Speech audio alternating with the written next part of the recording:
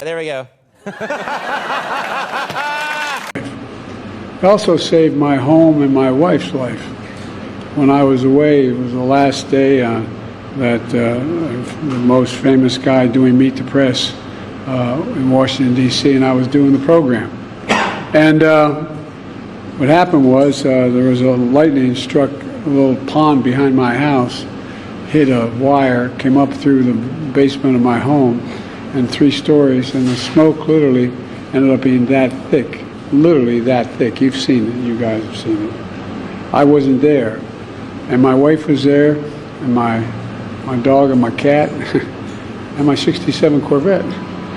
But all kidding aside, they saved my wife, got her out, saved my home. Ladies and gentlemen, I think my brain just committed suicide. I'm not going to get into more questions. I shouldn't even answer your question. No, I don't think that. The top 2 issues for American voters are inflation and the border. And the president gets large disapproval rates for handling inflation, and Americans think his administration's actions led to it growing, as you can see there, not slowing. Why don't you think the president's policies are resonating more? Look, the president gets it. I get it. I have a 95-year-old grandmother in Clinton, Louisiana, so I get firsthand feedback on what people are feeling at the ground in these small little towns like I'm from. So I get it. The macro numbers are going as well as anybody could have predicted, right? Inflation coming down, job numbers remaining strong, but people have got to feel it, and it's going to take time. When the macro economy, we see good numbers, that often takes time to trickle through, but we can't give up. I'm on his economics team, and the thing we focus on the most is how do we bring down costs. That's why you hear us talk about junk fees. What is that? That saves people's money when we go after banks and hotels, people who charge you an extra $20 or $50. But everything supermarket prices up 2% versus, yeah, but last everything year, we can do, we cannot leave any stone unturned to make sure people are paying less. What you say? I don't want to belabor this point, but as you can see, my Republican colleague is trying to get into my head and articulate my state of mind, despite my multiple consistent comments to the contrary, despite me not being charged for disrupting a congressional proceeding. And remember, this is a vote to keep the government open. So in a rush to get there, yes, I ran past many Capitol Police officers, so you deny, but I was trying to get there. You unequivocally deny that this was an attempt to delay that vote. Absolutely not. I just want to make a point. The video evidence speaks for itself. I don't need to get in your head. The video shows you threw the signs on the floor, you tried opening the door, it didn't open, you went and pulled the fire alarm. You ran by 7 Capitol Hill police officers. That is not a mistake, and it took you an hour, by the way, to get to the floor to go vote. So don't say you were in a rush to go vote when you weren't. Let's get to the more important issues, please. But again, to this point, only some of the video was released, not the entire video, so he's only speaking from a small percentage of what he saw. Really?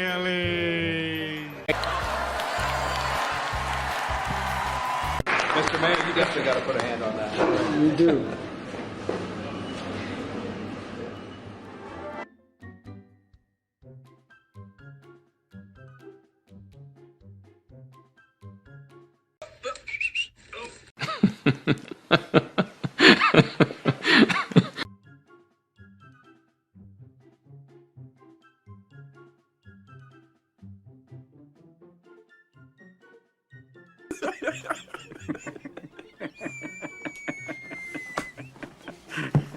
Oh.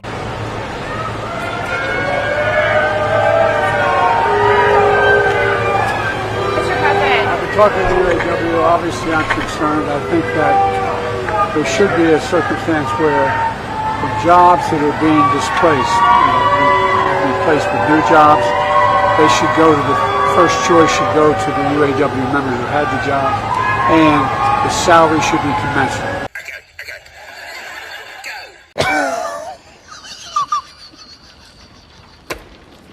Replaced with new jobs, they should go to the first choice should go to the UAW members who had the job, and the salary should be commensurate. You are a crazy little man.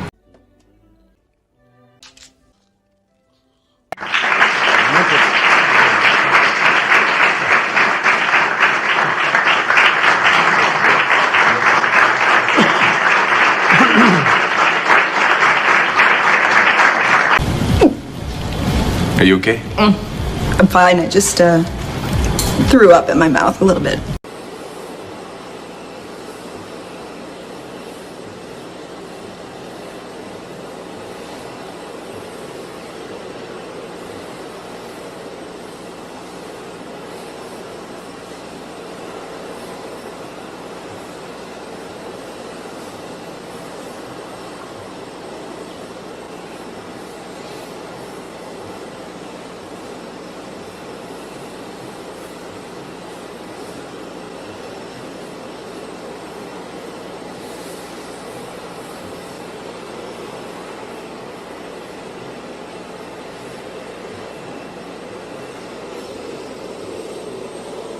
Yeah, might as well.